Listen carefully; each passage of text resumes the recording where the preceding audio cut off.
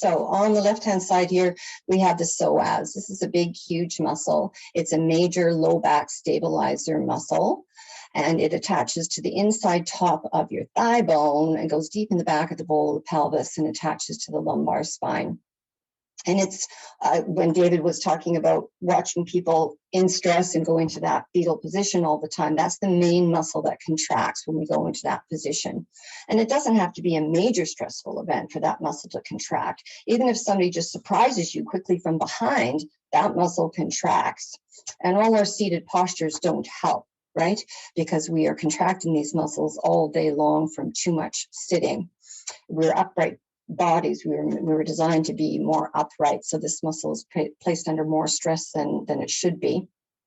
So this is the main muscle that we are targeting. But I'm going to talk about myofascia in a moment. Over here on the other side of the screen, myofascially, the psoas comes up and it comes right up into the diaphragm. This is up underneath the rib cage, and this is our main muscle of breath. There's lots of people who have constricted diaphragms who've been under a lot of stress and tension. This is another muscle that can basically get locked down, and people just don't breathe. They don't take a deep breath anymore because that's all been constantly constricted for whatever reason. So these are the main muscles that we target deeply, deeply in the core of the body. They're the main muscles of fight or flight that contract during stress. I'll stop that annotation. Okay. So I want to talk a bit about myofascia here. Just everybody's kind of heard the word. You may or may not know what it is, but I just want to give you just a quick encapsulation of it. I annotate again here.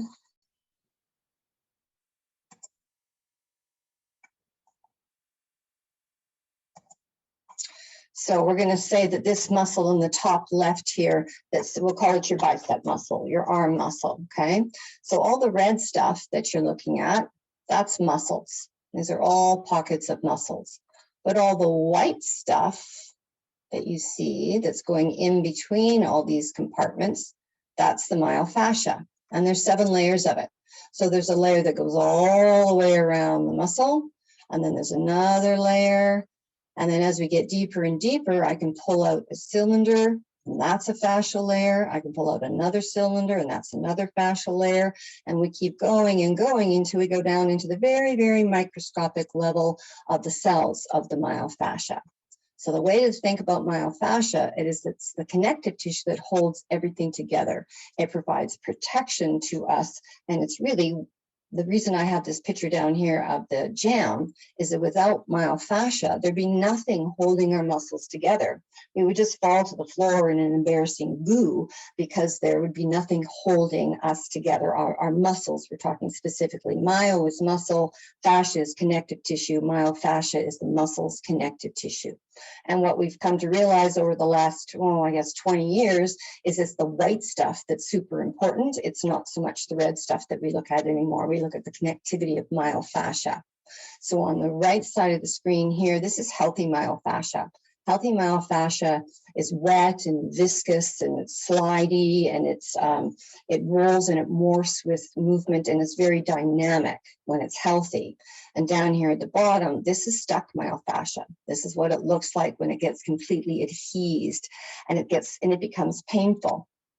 So what TRE does, because it does your entire body, your whole system is affected, it does something that we call hydration to the myofascial tissues. Right down here at the cellular level, when myofascia starts to look like this, all stuck and painful, it lacks hydration at a cellular level. Myofascia needs movement to get hydrated. That's one of the main things that it needs is movement. So when you vibrate everything in your whole body, you are hydrating your myofascia. So it's fantastic for your myofascial system. All right, coming out of there.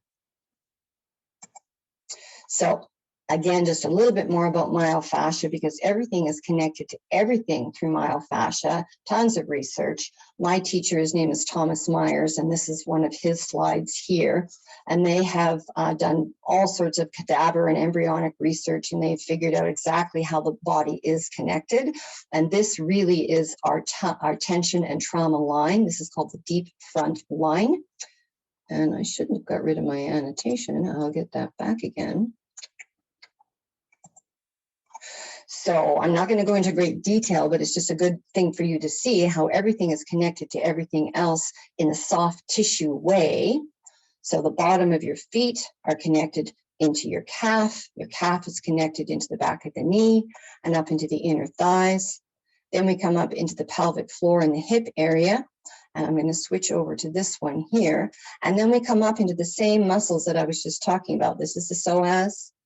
It comes up on either side. And then we come up into here, into the chest cavity, into the heart and the chest, and all this up in the thorax.